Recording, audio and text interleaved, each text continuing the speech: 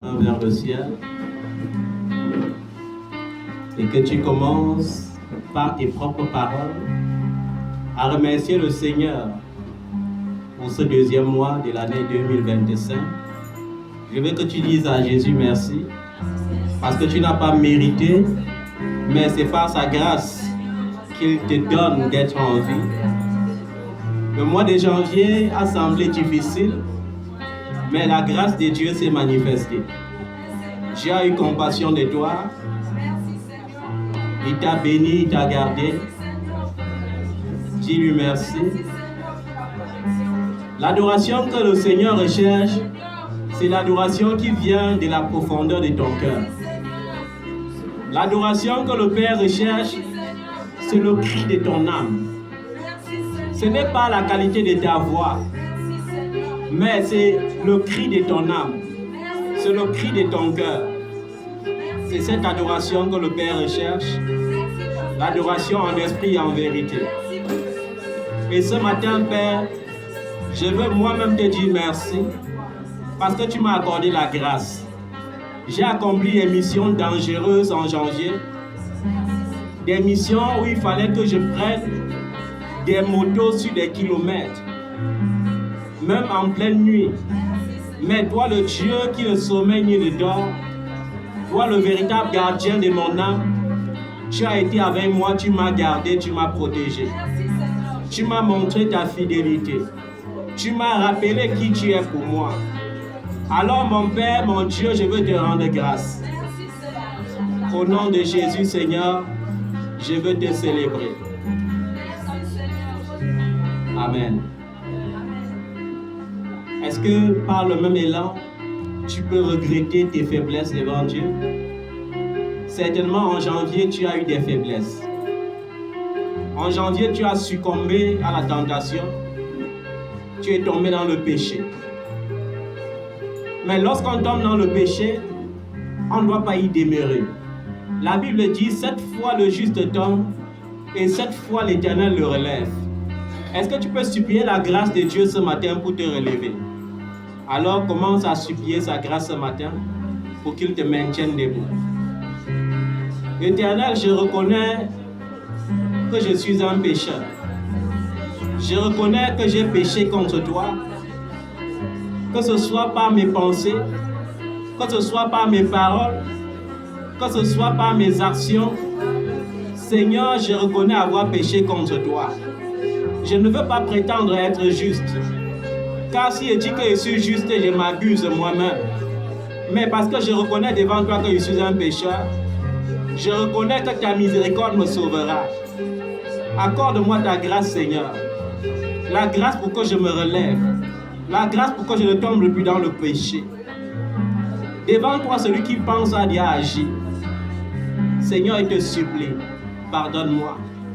Et ce matin, oh Dieu, je viens te supplier en même temps de purifier mes pensées, de purifier mes lèvres, de purifier mes mains, afin que lorsque je lève vers toi mes mains, que je lève vers toi des mains pures, des mains agréables, au nom de Jésus. Seigneur, merci parce que tu l'as fait. Merci parce que tu le feras encore, au nom de Jésus de Nazareth. Amen. Aujourd'hui, par la grâce de Dieu, nous allons entrer en profondeur.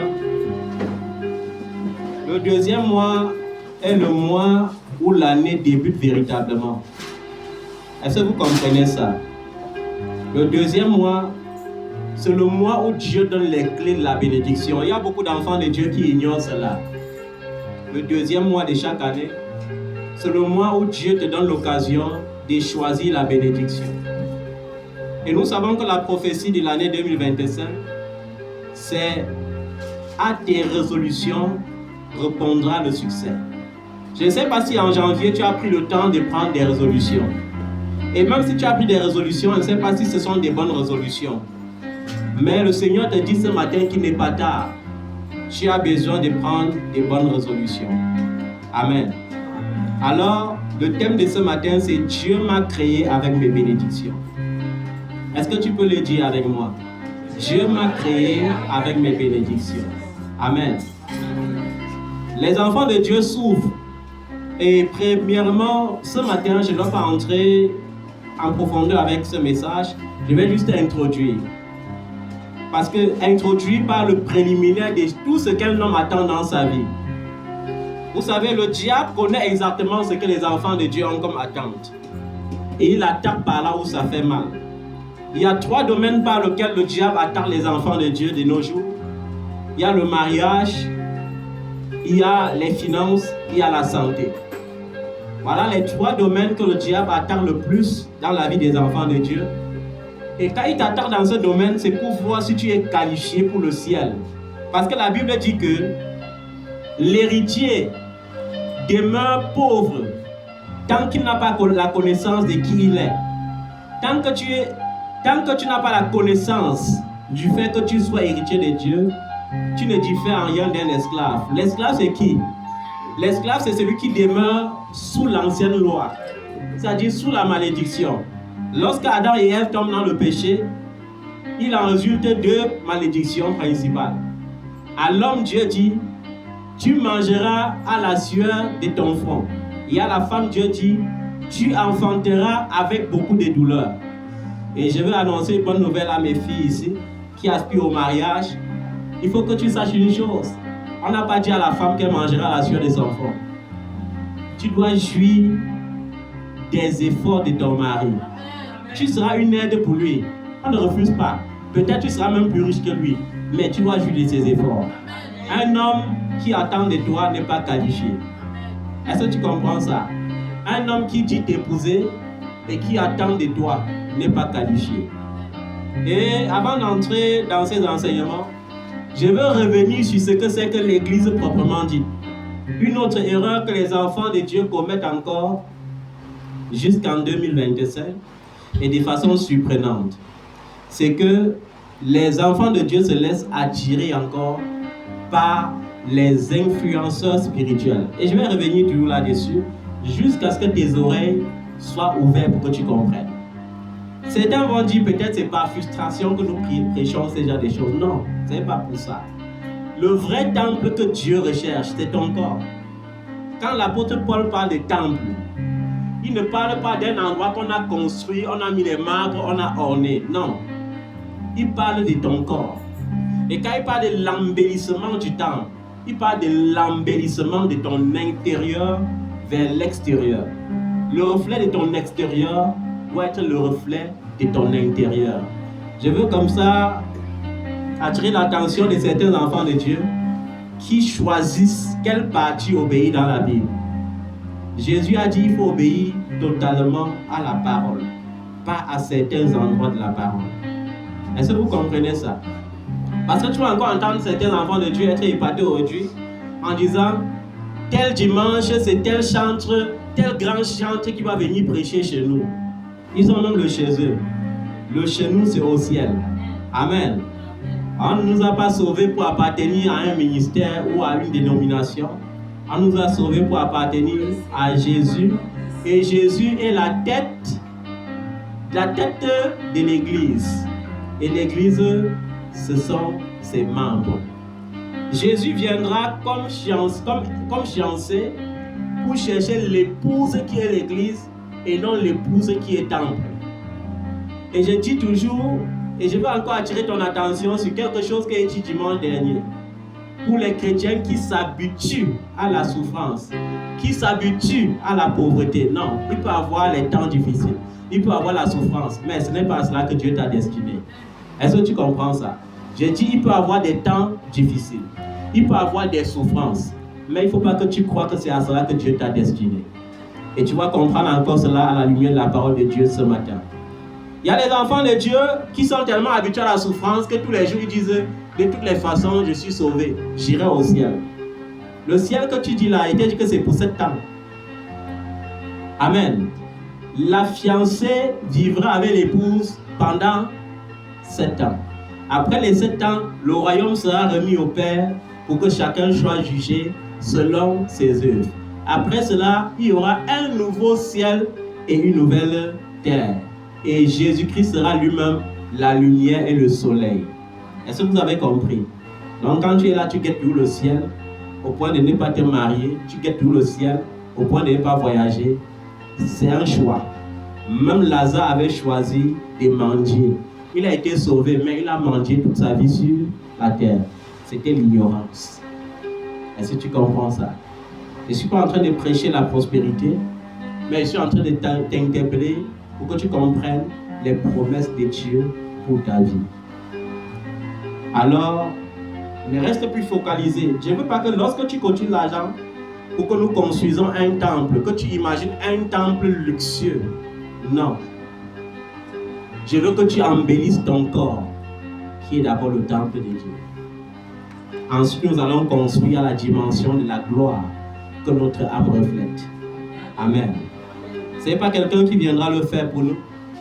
Il y a des gens qui veulent le faire. Mais nous devons prier afin que ce soit seule la volonté de Dieu qui se manifeste pour toi comme pour moi. Amen. Alors Dieu t'a créé avec tes bénédictions. Le diable menace ton mariage. Parfois tu dis non, le plus important pour moi c'est d'avoir enfanté. Voilà, c'est ce que certaines sœurs disent. Hein. Le plus important pour moi c'est que j'ai enfanté. Mes enfants sont ma consolation. Non, ce n'est pas comme ça. Amen. D'autres disent le mariage n'est pas une fin en soi. D'autres disent ce n'est même pas trop important. Comment peux-tu prétendre que ce que Dieu a créé pour toi n'est pas important? Dieu t'a créé avec cela parce que c'était important. Amen. Il t'a créé avec cela parce que c'était comment? Important. Dieu nous a créés avec tout ce dont nous avons besoin. Amen. Je vais citer les promesses de Dieu pour ta vie avant d'entrer dans ce message. Alors, la première promesse que Dieu te dit, que Dieu a fait avec toi, c'est qu'il sera toujours avec toi. Ça, c'est la première promesse. Je serai avec toi. Et nous pouvons le voir dans Isaïe 43, verset 2. Il dit, si tu traverses les eaux, je serai avec toi. Est-ce que tu comprends ça? Dieu te dit qu'il sera avec toi. Les eaux ici représentent quoi? Les tumultes de la vie. Ça rencontre les difficultés, les imprévus. Parce que la Bible dit que quoi? L'homme a dans son cœur beaucoup de projets. Quand une année arrive, cette année, je vais faire ceci, je vais faire cela, je vais. Mais la Bible dit, seule la volonté de Dieu s'accomplit. Alléluia. Amen. Tu as dans ton cœur le désir de voyager, tu as dans ton cœur le désir de te marier, d'enfanter, d'avoir beaucoup d'argent. Si c'est dans l'agenda de Dieu de 2025, tu l'as déjà. Ce n'est pas parce que tu auras beaucoup prié, ce n'est pas parce que tu auras beaucoup jeûné. Amen. Ce n'est pas parce que tu auras beaucoup prié, ce n'est pas parce que tu auras beaucoup jeûné. Amen. Est-ce que vous comprenez ça? C'est pourquoi vous voyez souvent certains enfants de Dieu, ils demandent des choses pendant des années, au point que pour finir leur vie se transforme comme une vie de cauchemar. À un moment donné, ils sentent que l'humiliation est tellement exagérée qu'ils commencent à désespérer et à se demander si Dieu existe encore. Mais soudainement, on voit, tout commence à se multiplier dans sa vie. Ça veut dire qu'aujourd'hui, on entend il est à l'aéroport, demain on entend il est en train de terminer sa maison, après demain on entend il est en train de faire ceci, tout commence à prospérer. Pourquoi? Parce que le cumul de sa prière est venu le trouver dans le temps de l'accomplissement. Ce n'est pas souvent parce qu'il prie encore beaucoup.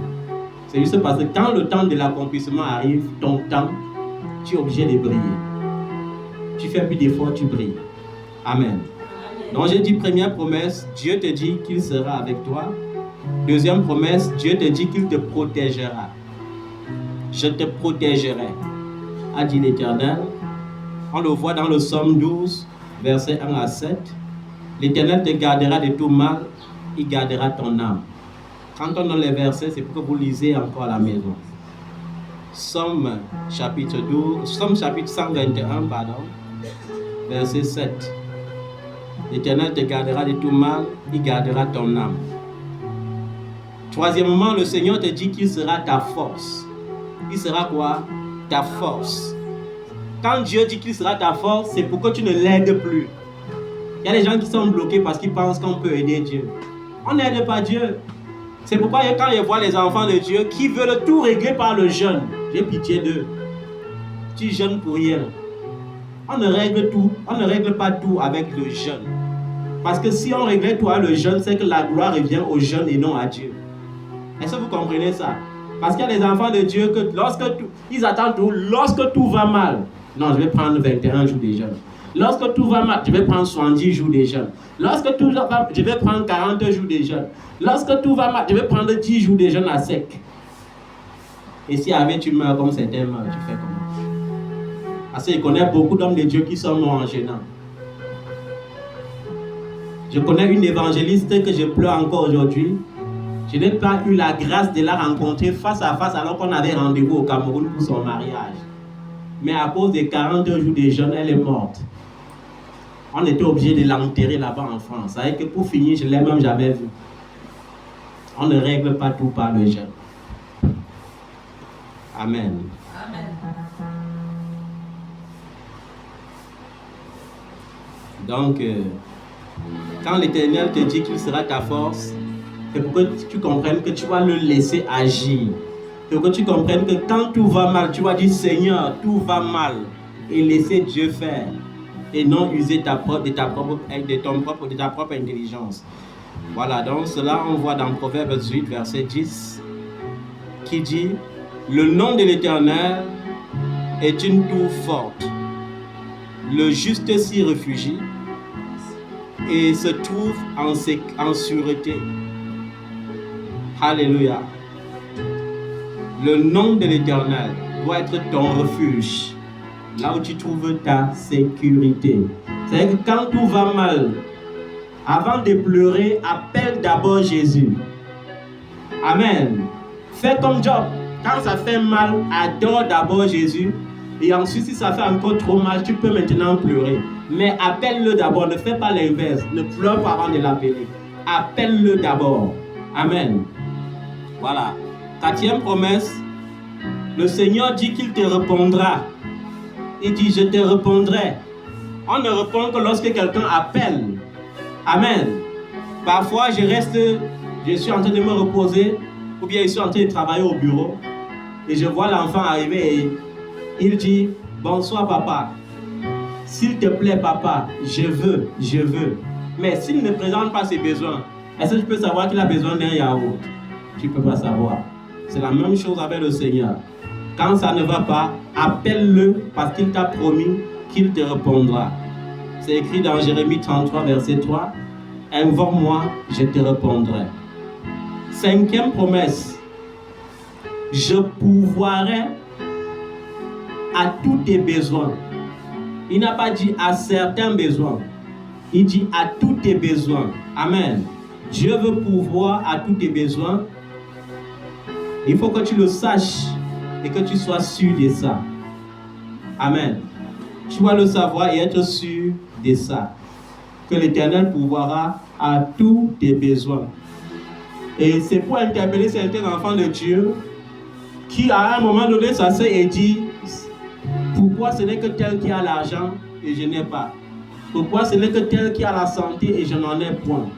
L'Éternel te dit qu'il pourvoira à tous tes besoins à condition que tu saches qu'il t'a créé pour des projets de paix et non de malheur. Il a même préparé pour toi un avenir, afin de te donner un avenir et de l'espérance. Un avenir et de l'espérance. C'est qu'un enfant de Dieu ne doit jamais désespérer. Jérémie chapitre 29, verset 11. 6e promesse, ça c'est une promesse que même certains présidents de la République cherchent et ne trouvent pas. Vous les enviez, vous enviez leur position. Mais il manque quelque chose, la paix. Parfois, ils ne dorment pas. Parfois, c'est l'argent qui masque tout. Certaines personnes ont beaucoup d'argent, mais ils n'ont aucune paix. Mais la Bible te dit que Dieu te promet, il te donne comme une promesse la paix. Je te donnerai la paix. Jésus l'a dit dans Jean chapitre 14, verset 27. Je vous laisse la paix, je vous donne ma paix. Je vous laisse la paix, je vous donne ma paix. Amen. 7e promesse. Il y a les gens qui m'épatent souvent. Je ne t'aime pas. Tu m'aimes pas, ce n'est pas mon problème. Moi, je m'aime. Et je sais qu'il y a quelqu'un qui te dépasse, qui dépasse tout le monde, qui m'aime. Et c'est l'une des promesses les plus grandes que Dieu me donne. Il me dit qu'il m'aimerait toujours. Je t'aimerai toujours. Amen. Il n'a pas dit souvent. Je t'aimerai toujours. C'est que les hommes m'aiment, que les hommes m'apprécient ou pas, moi je sais que Dieu m'aime. Et il m'aime toujours. Amen. Et je vous ai dit, le plus grand challenge devant le diable, c'est l'amour. Le plus grand challenge, c'est quoi? L'amour. Lorsque le diable se rend compte que ton cœur est rempli d'amour, il est obligé de te fuir. Même les sorciers du village n'attaquent pas ceux qui savent aimer. L'amour, c'est l'antidote contre toute forme de sorcellerie. Lorsque tu aimes les gens et que les gens te détestent, toutes les armes qui vont utiliser contre toi ne pourront jamais t'atteindre. Pourquoi? Parce que tu les aimes sincèrement. Donc nous devons apprendre à aimer nos ennemis comme Jésus a dit, à prier pour ceux qui nous persécutent. Et cette promesse, Jésus l'a dit dans Jérémie chapitre 31 verset 3. Je t'aime d'un amour éternel. N'est-ce pas merveilleux de savoir que Dieu m'aime d'un amour éternel? Le je t'aime d'un mari peut être hypocrite. Le je t'aime d'une femme peut être parfois hypocrite. Le je t'aime d'un compagnon peut être hypocrite. Mais le je t'aime de Jésus est éternel. Amen. Jésus m'aime éternellement. Il m'aime toujours. Mais que peu importe ce que je deviens, le Seigneur m'aimera toujours. Si je tombe par amour, il me relèvera. C'est un grand privilège. Je vais vous dire une chose. Avant d'être en Christ, on était d'abord séduit par quelque chose. On était d'abord séduit par quoi? Par quelque chose. Le monde te séduisait d'une façon ou d'une autre. Et je vais interpeller mes filles ici qui aspirent toujours au mariage. Il faut que vous sachiez que l'amour qui conduit au véritable mariage selon Dieu est un amour spirituel. Ce n'est pas un amour lié aux sensations.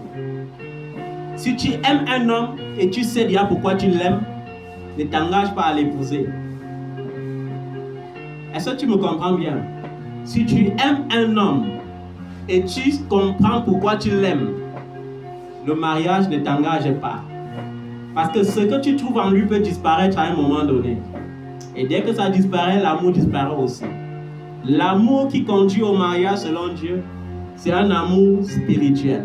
Je t'aime, mais je ne sais pas pourquoi je t'aime. Mais je t'aime quand même. Est-ce que vous avez compris ça?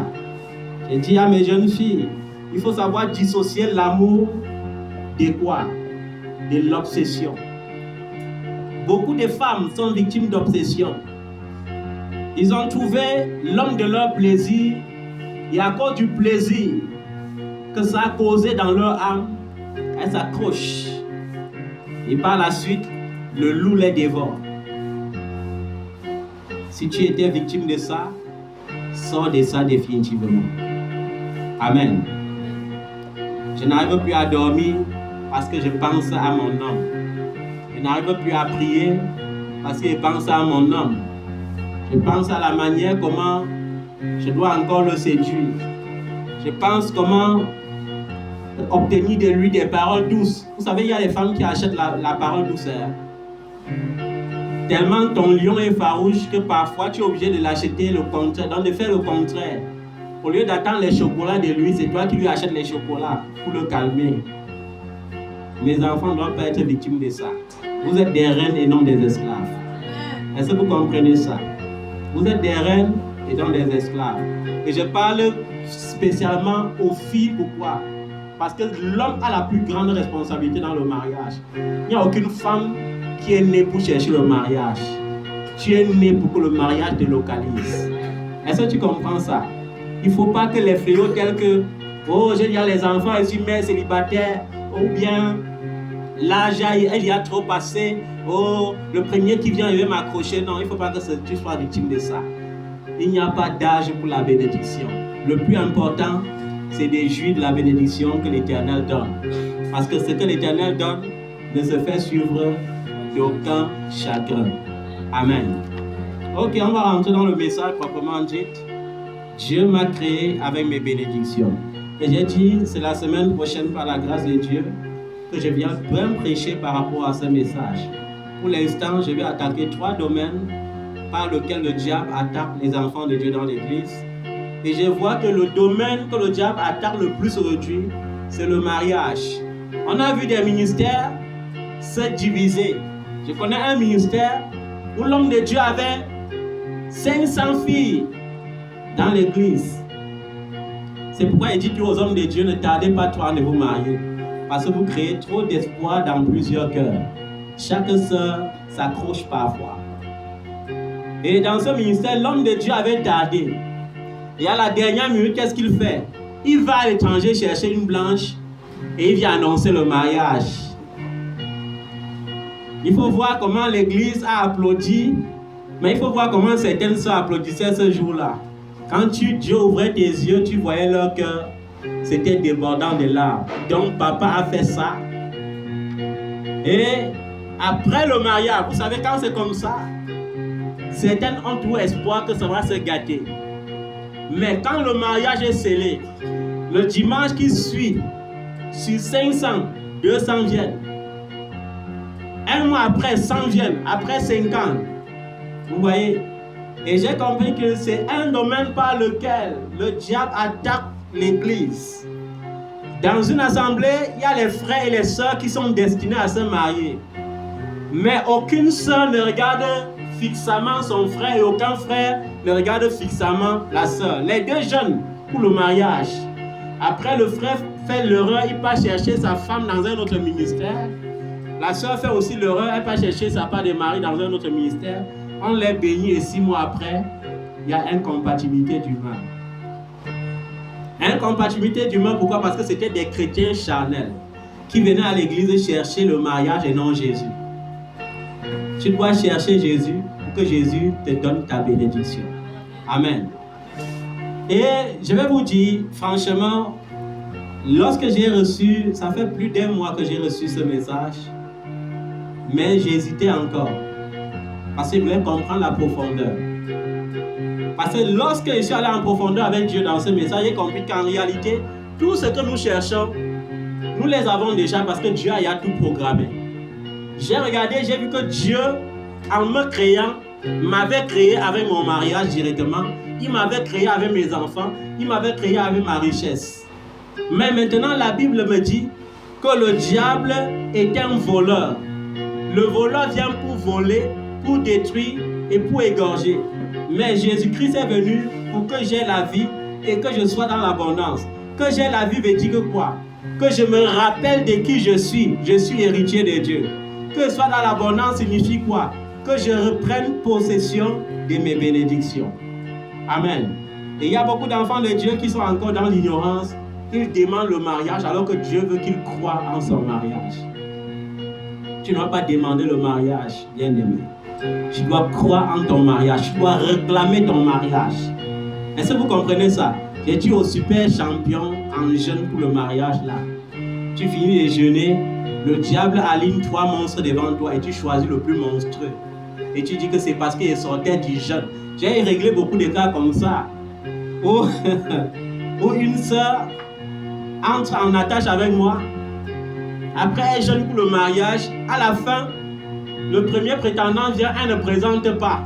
Elle s'accroche parce qu'elle dit que quand je viens de sortir du jeûne comme ça, Dieu ne fait pas l'erreur. Ce n'est pas le hasard. Or, elle contracte le mariage avec un benguiste qui avait l'habitude de se marier au moins 1 fois par an au Cameroun. Vous savez, il y a les Camerounaises que lorsque on entend que tu es descendu de l'avion, on ne cherche plus à savoir qui tu es. Même si tu es malade, ce n'est pas un problème. Tu peux me contaminer avec ta maladie. Le mariage doit être consommé. Et alors, qu'est-ce que ce benguiste fait? Il utilise la Bible comme mobile. Dieu veut sauver la sœur et Dieu fait que ce soit même lui qui me met en contact avec la sœur. C'est-à-dire que Dieu veut la sauver. Comme je le connaissais, Dieu permet qu'il me mette en contact avec la sœur. Mais la sœur ne veut pas qu'un père vienne dire que non, ce n'est pas mon mari. Par conséquent, il faut cacher tout d'abord. Alors le benguiste vient, il part toquer la porte et il donne tout ce qu'on donne. Et comme les parents aussi, certains parents sont aussi naïfs, on dit seulement, vous voyez, Dieu a envoyé notre beau-fils. Et on dit, beau-fils, il n'y a même pas de problème. Hein. Vous pouvez même d'abord signer l'acte maintenant, avant de préparer la dot plus tard. Et on signe l'acte. Et moi, ici, là, je suis en train de prier.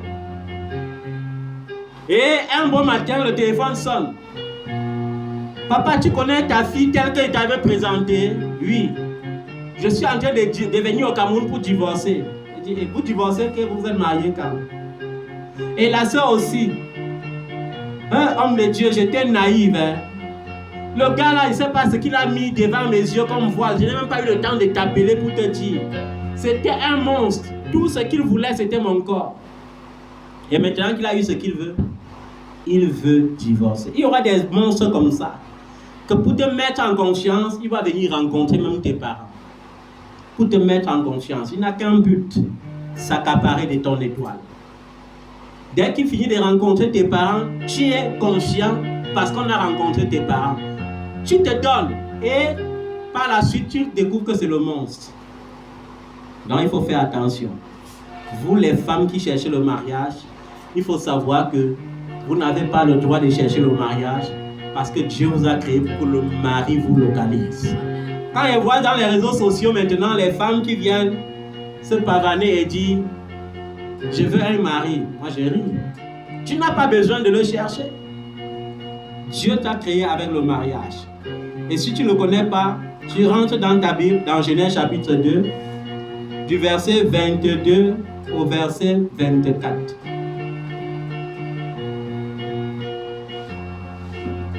Verset 22 à verset 24. Le Seigneur te dit, il n'est pas bon que l'homme soit seul. Il n'est pas bon comment? Que tu sois seul. Je te donnerai une aide semblable. Et les gens n'ont pas tout compris ce que c'est que l'aide semblable. Une aide semblable veut dire quoi? Une aide compatible. Ça veut dire, en plus d'être ton mari, c'est un compagnon. Est-ce que tu comprends ça? C'est le genre là que le mariage est sucré. Si ton mari est plutôt... c'est que vraiment, tu n'as pas connu le mariage. Le mariage, le plan de Dieu, en ce qui concerne le mariage, c'était de créer 3 choses. Le mariage va susciter 3 choses. La compagnie, la procréation et même le salut. Est-ce que les gens m'ont compris ce matin? Le mariage tel que Dieu a créé procure 3 choses. La compagnie. Vous êtes des compagnons. Hein? La procréation. Dieu vous a mis ensemble pour que vous vous multipliez. La rédemption qui est le salut. Dieu vous a mis ensemble pour que vous cheminez ensemble dans ses voies et que vous instruisez vos enfants selon ses voies. Donc les promesses de Dieu sur le mariage, Matthieu 19, verset 6, vous allez lire à la maison. Marc 10, verset 8. Mais ces versets disent la même chose. Hein, ça dit, c'est pourquoi l'homme quittera son père et sa mère et s'attachera à sa femme et les deux formeront une seule chair. Dis-moi, qui peut détester son corps ici? Est-ce que tu peux détester ton corps? Une seule chair veut dire que lorsque tu fais du mal à ton compagnon, tu t'es fait du mal. Lorsque tu l'insultes, tu t'es insulté. Est-ce que tu comprends ça? Parce que les gens n'ont pas bien compris le mariage. Le mariage, c'est l'union des deux qui deviennent un. Est-ce que c'est bien compris ce matin? Je l'aime. Il est mignon. Et vous dites ça, vous partez publier sur Facebook. 2 semaines après, ce sont les statuts visés. Toi qui n'étais pas une poète, on sent qu'il y avait l'onction poétique en toi jusqu'à. Toi qui n'avais jamais fait la philosophie, on commence à voir les pages de philosophie défiler. C'est très facile de voir les gens qui vivent les déceptions amoureuses de nos jours. Il suffit de regarder seulement leur statut. Ils ne disent plus ce qui s'est passé. C'est pourquoi le jour de ton mariage, je vais dire une seule chose. Je crois qu'il avait oublié de dire ça à ma fille là. Non, j'avais peut-être dit. Que si tu veux divorcer, tu reprogrammes le même jour comme le jour là, la même année, la même heure, avec les mêmes invités. Et là maintenant tu prononces ton divorce. C'est comme ça. Parce que Dieu n'est pas pour le divorce. Et Dieu ne sera jamais pour le divorce.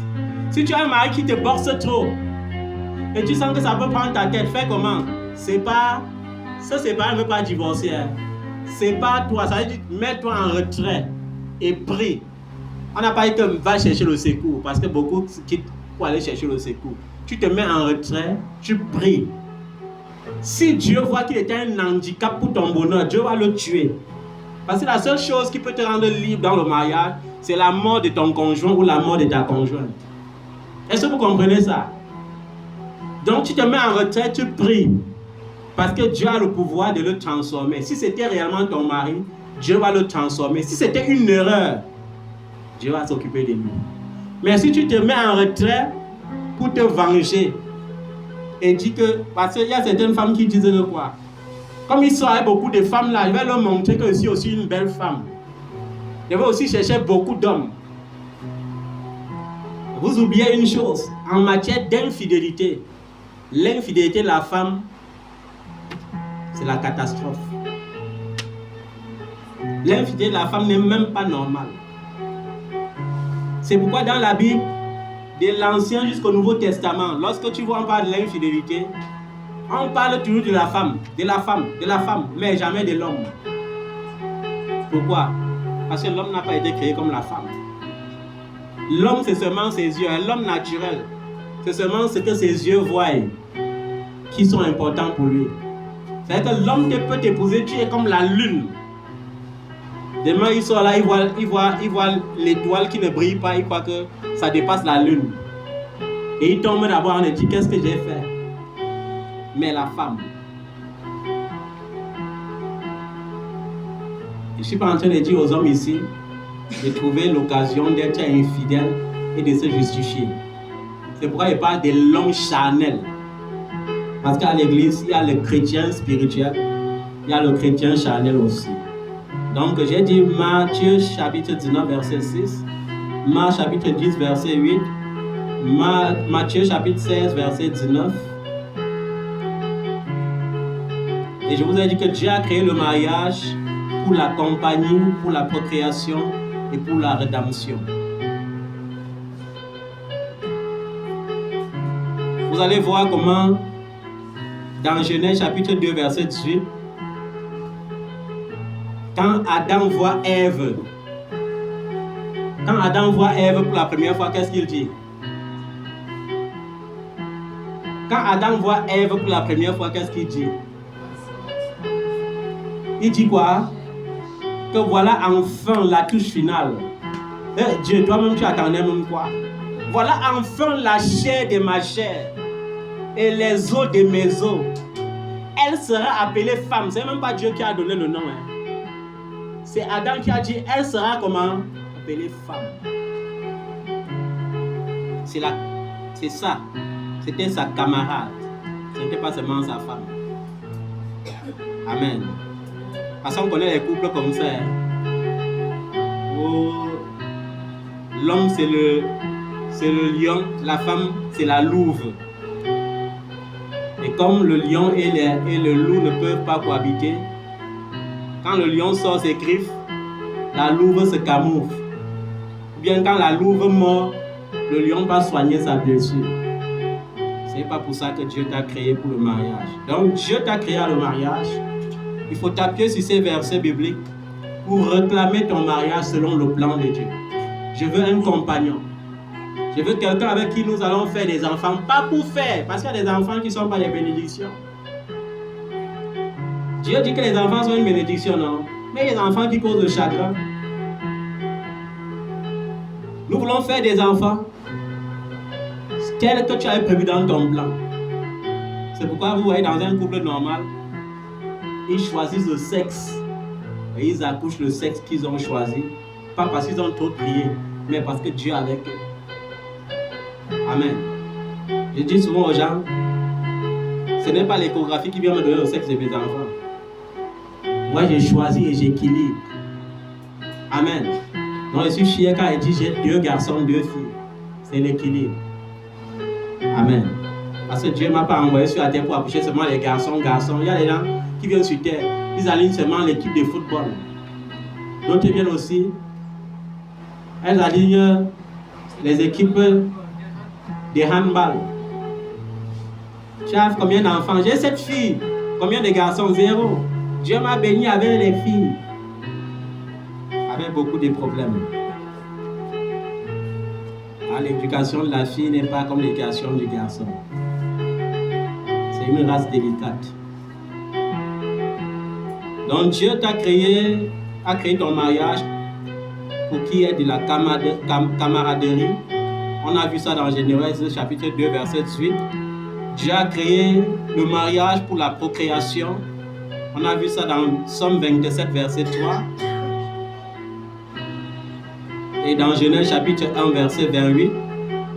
Allez, soyez féconds, remplissez la terre, assujettissez-la. Et Dieu a aussi créé le couple, comme je disais, pour la rédemption ou le salut. On a vu cela dans 1 Timothée chapitre 2 verset 15. Elle sera sauvée en devenant mère si elle demeure dans la foi et dans la modestie. Amen. Donc, si quelqu'un a bien compris ce que j'ai dit par rapport aux promesses du mariage, alors il a gagné. C'est-à-dire que son mariage existe déjà. Il n'attend qu'à se matérialiser. Deuxième chose que le diable attaque les enfants de Dieu avec à l'église, c'est quoi? La santé. Dieu ne m'a pas créé avec des maladies. C'est pourquoi lorsque Jésus a guéri l'enfant qui était né aveugle, ses disciples lui ont dit, était-ce à cause des péchés de ses parents? Était-ce à cause d'une malédiction? Jésus a dit que ce n'était ni à cause d'une malédiction, ni à cause des péchés de ses parents, mais c'était afin que la gloire de Dieu se manifeste. Amen. On a vu Isaac qui a épousé Rebecca, mais il se rend compte que les liens de stérilité de ses parents veulent le rattraper. Il prie et il a la révélation que Rebecca, qui était sa cousine, a ce lien de stérilité. Mais la Bible dit que quoi? Il pria l'Éternel. Et l'Éternel guérit Rebecca. Elle tomba enceinte des jumeaux. Est-ce que vous comprenez ça? Lorsque Dieu te restaure, il ne te restaure pas à moitié. Donc Dieu m'a créé avec la santé. Il ne m'a pas créé avec une maladie. Il y a des gens qui sont nés, pendant qu'ils grandissaient, le monde des ténèbres les attaquait déjà. Je vais prendre l'exemple sur moi. À l'âge de, je crois, 5 ans, le tonnerre m'a renversé. Bon, tu peux te poser la question, on envoie le tonnerre sur un enfant de 5 ans parce qu'il doit quoi? À qui? Le tonnerre m'a attaqué à l'âge de 5 ans. À l'âge de 7 ans, on m'a attaqué avec le zona. Vous connaissez le zona, non? C'est-à-dire qu'un jour, pendant que je marchais, j'ai entendu mon corps picoter. Il y avait des petits picotements comme ça. Après, ça devenait douloureux. Et après, j'ai vu seulement comment les gros boutons ont commencé à surgir derrière mon dos et devant mon dos. Parce que quand on lance derrière le dos, ça traverse, ça peut attaquer le ventre. Et à l'immédiat, ça a commencé à sointer. Le même jour, en quelques fractions de minutes. Vous voyez? Et il y a certains enfants qu'on attaque comme ça, ils ont les hémorroïdes. Pourquoi? Parce qu'un jour, ils sont allés dans le champ d'un voisin au village et ils se sont soulagés et le voisin est venu incanter pour lui donner des hémorroïdes. Il y a aussi des enfants qui sont nés dans certains villages, on voit la dimension de leur intelligence sur leurs étoiles, on les donne les épilepsies. Je connais beaucoup de villages comme ça. Mais en réalité, Dieu ne t'a créé avec aucune maladie. Et ce matin, je viens te dire que parce que Dieu t'a créé avec la santé, si tu es une victime, il faut que tu rentres à la maison et que tu lises les promesses de Dieu pour ta santé. Tu commences par le Psaume 103, verset 2 à 3. Psaume 103, verset 2 à 3. Ésaïe 58, verset 8. Ésaïe 58, verset 8. Proverbe 3, verset 7 à 8. Marc chapitre 9, verset 23. On n'aura pas le temps de tout lire, vous allez lire à la maison. Vous êtes à la page, j'espère. On est à Marc 9, verset 23. Exode 23, verset 25. 3 Jean chapitre 1, verset 2. Je crois que tout chrétien, Exode chapitre 23, verset 25. Je crois quand même que 3 Jean chapitre 1, verset 2, tout enfant de Dieu a ça dans son cerveau et dans son cœur. Qui peut me lire ce passage sans ouvrir la Bible? 3 Jean chapitre 1, verset 2. Qui peut me dire de quoi il s'agit ce verset? Sans regarder, sans tricher. 3 Jean chapitre 1, verset 2.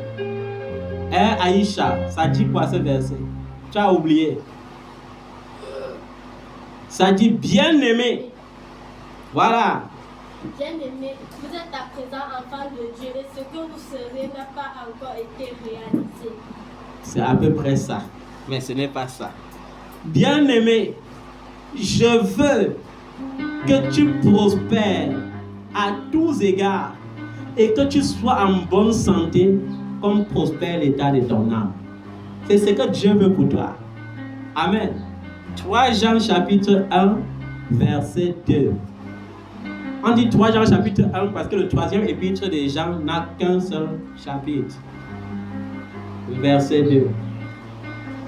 Mais ce verset que tu viens de citer est merveilleux. Que Dieu te bénisse. Initiez vos enfants à la parole de Dieu. Amenez-les à chercher la face de Dieu. Cultivez en eux l'esprit d'adoration. Je connais la fille d'un homme de Dieu. Elle avait toujours la première en philosophie parce qu'elle avait maîtrisé tout le livre des Proverbes et tout le livre d'Ecclésiaste. Tu ne pouvais pas la rivaliser en philosophie. Elle avait eu son bac à l'âge de 15 ans. Et je vous assure qu'avant d'arriver en 5e, elle pouvait déjà réciter la moitié de la Bible sans ouvrir la Bible. Puis encore en classe de terminale, elle n'avait pas besoin d'ouvrir la Bible pour dire un verset biblique, parce que c'était dans son cœur. Mais aujourd'hui, vos enfants ont remplacé la Bible par quoi? Par les games, par les émissions télévisées, par des choses qui ne les servent à rien. Initiez-les.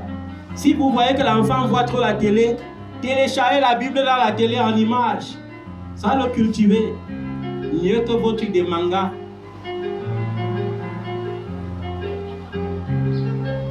Amen. Ok.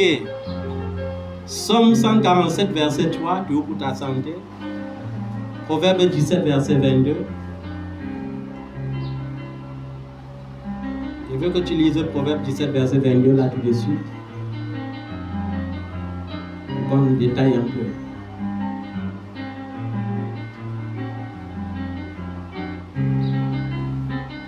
Proverbe 17, verset 22. Apprenez à ouvrir vos Bibles rapidement. Il y a des gens qui ne connaissent même pas où se trouve le livre des Proverbes. Proverbe, c'est après Somme.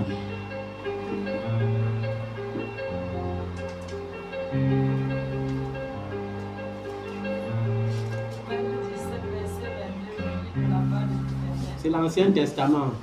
Même si vous ne vous levez pas, c'est pas grave. On se lève surtout quand c'est le Nouveau Testament.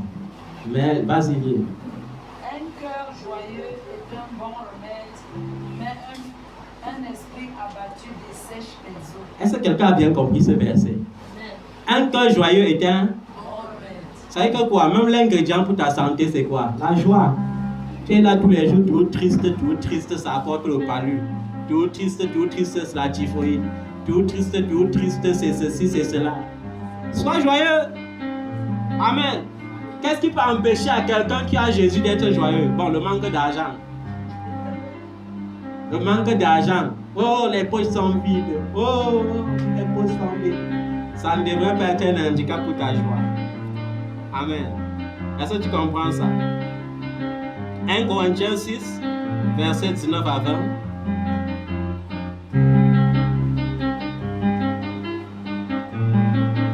Matthieu 10, verset 8. Proverbe 16, verset 24.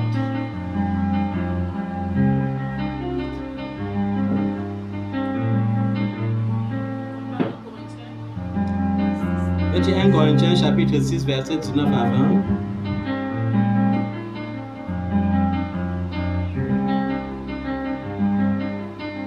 Matthieu 10, verset 8. Proverbe 16, verset 24. Qui peut me lire Proverbe 16, verset 24 là? Quelqu'un d'autre cherche 1 Timothée chapitre 4, verset 8. Proverbe 16, verset 24. Les paroles agréables sont un rayon de miel. Les paroles agréables sont... Un rayon de miel pousse pour l'âme et salutaire pour le corps. Ah, on a dit des paroles comment? Je veux bien entendre ça. Les paroles agréables. Voilà, chaque jour tu ouvres ta bouche, tu sors toutes les paroles désagréables. Ça amène aussi à la maladie.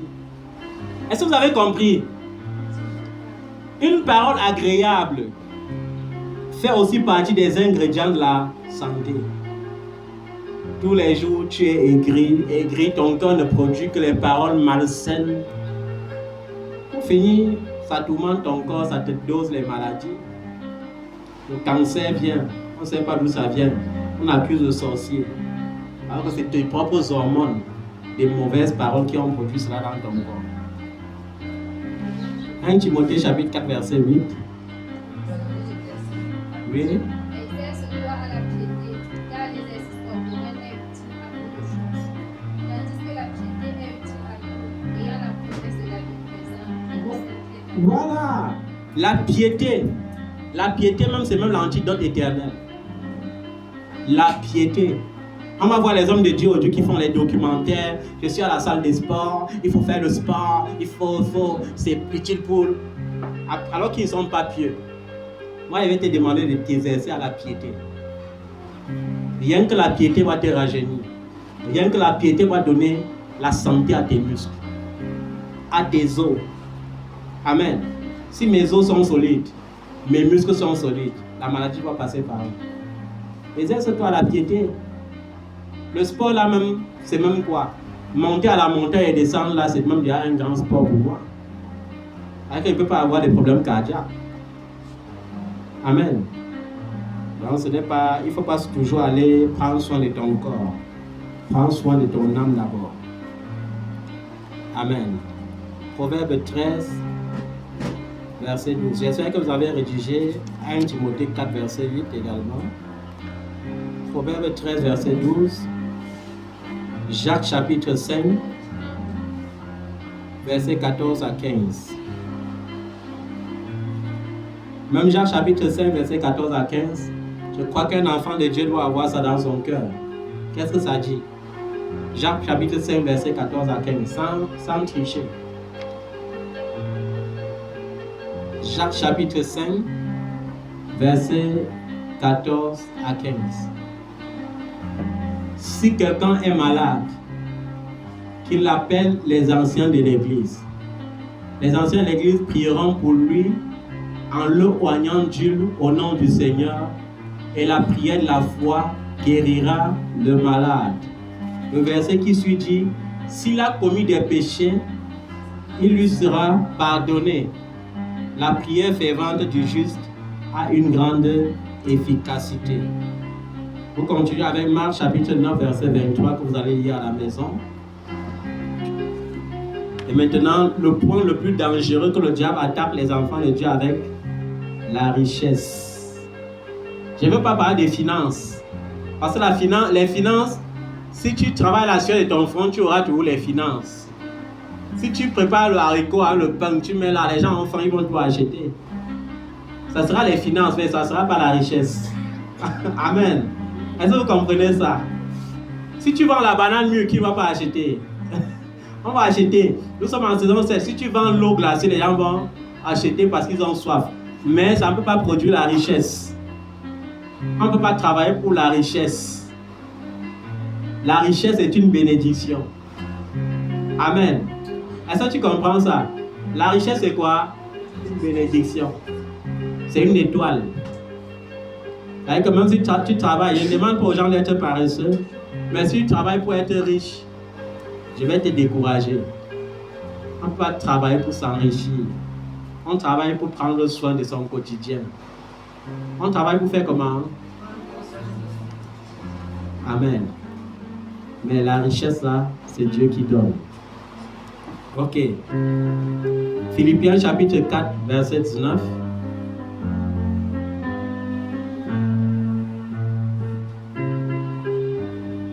Deutéronome 8, verset 18. Quelqu'un peut lire Deutéronome 8, verset 18 là, s'il vous plaît.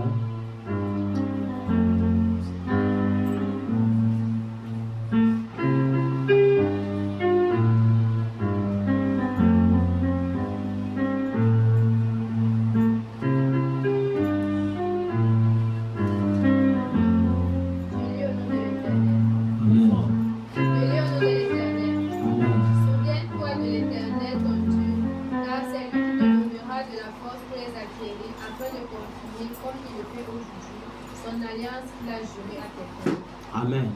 La richesse est une alliance avec Dieu. Amen. Donc c'est l'Éternel qui se chargera du reste. Proverbe 10, verset 22. Qui peut lire ça? Mais normalement, tu as ça dans ton cœur. Tu ne devrais même pas ouvrir la Bible. Proverbe 10, verset 22.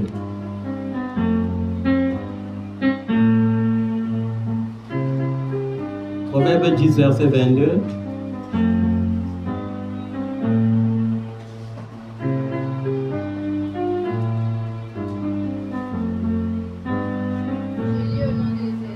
Amen. C'est la bénédiction de l'Éternel qui enrichit. Et il ne la fait suivre d'aucun chagrin. Tu as besoin de ça, juste d'être béni par Dieu. Si tu veux être riche, non, recherche la bénédiction de Dieu. Amen. Psaume 112, verset 3. Vous allez lire à la maison. Genèse 26, verset 12 à 13.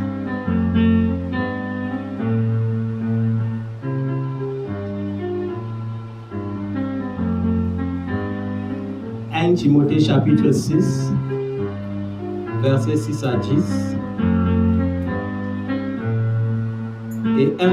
Et 1 Timothée chapitre 6 encore, verset 17 à 19.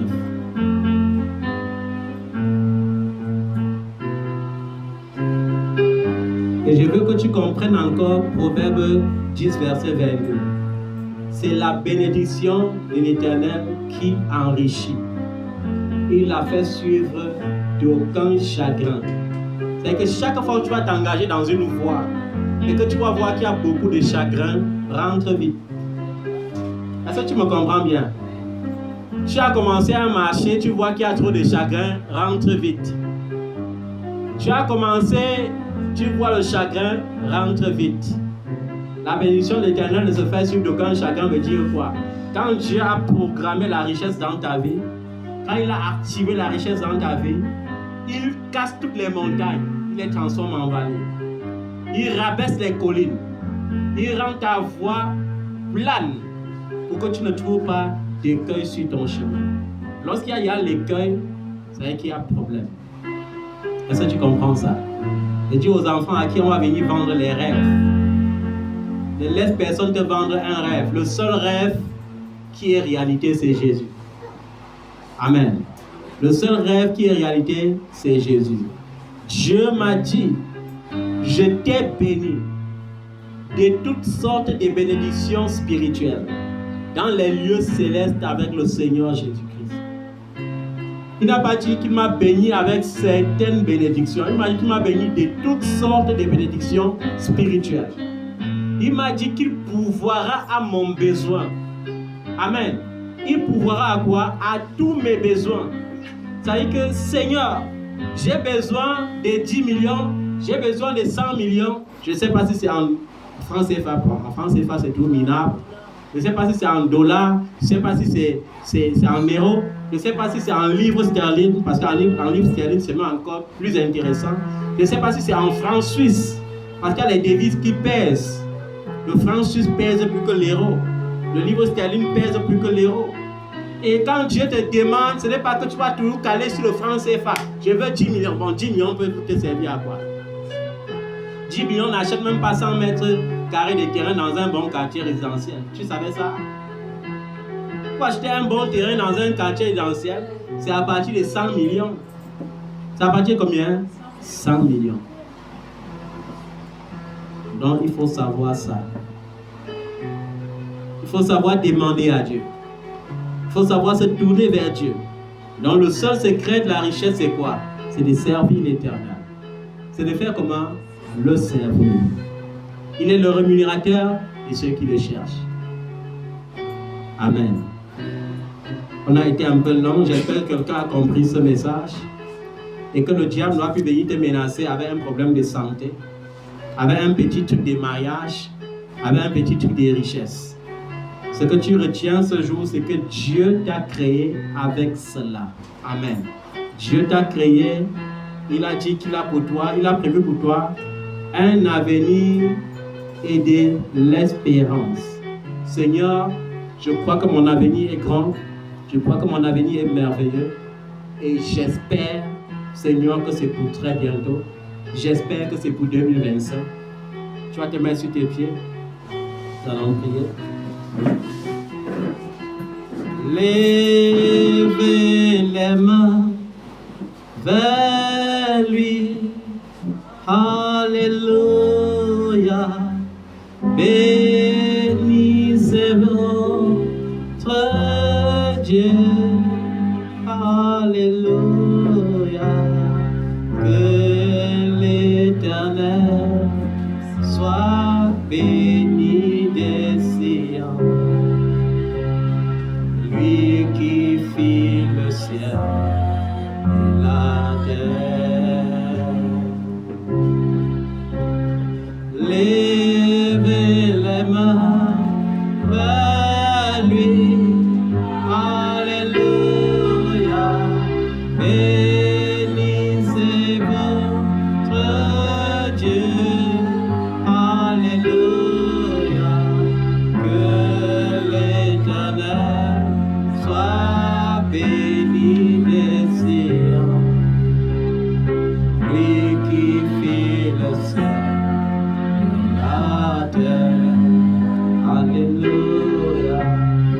Lui qui fit le ciel et la terre. Alléluia.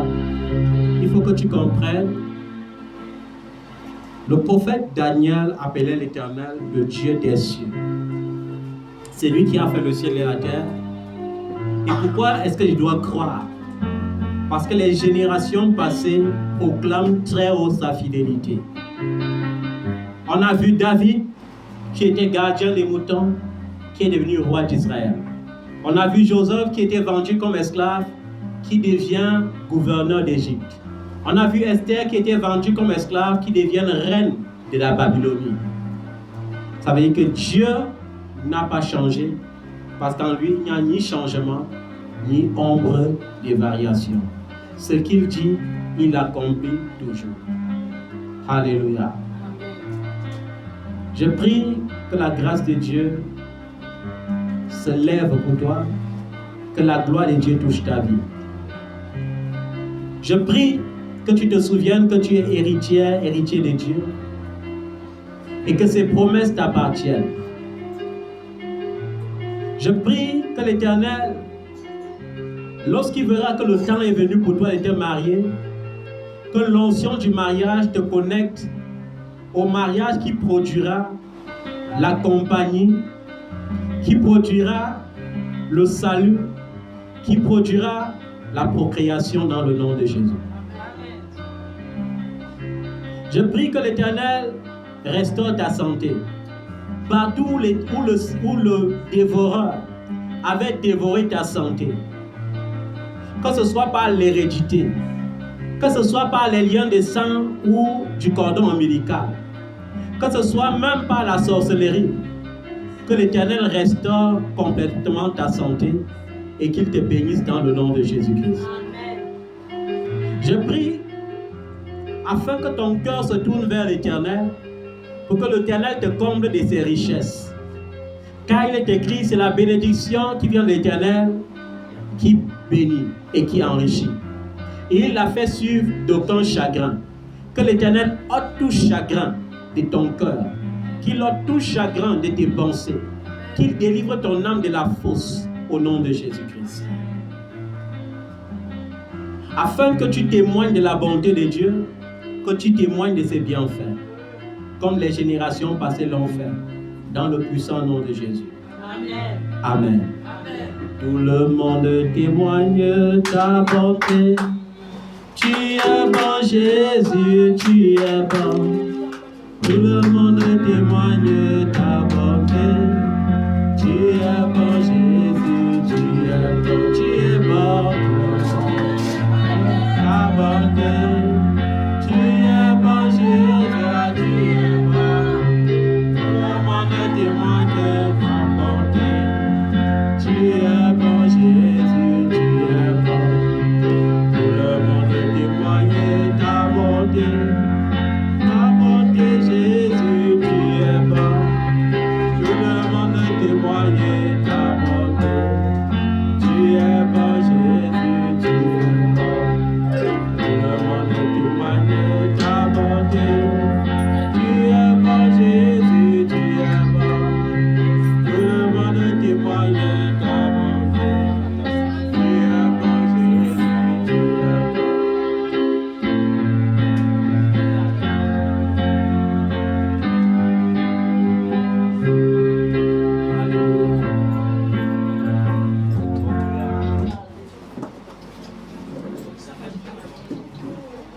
Donnez-moi mon huile d'onction là-bas.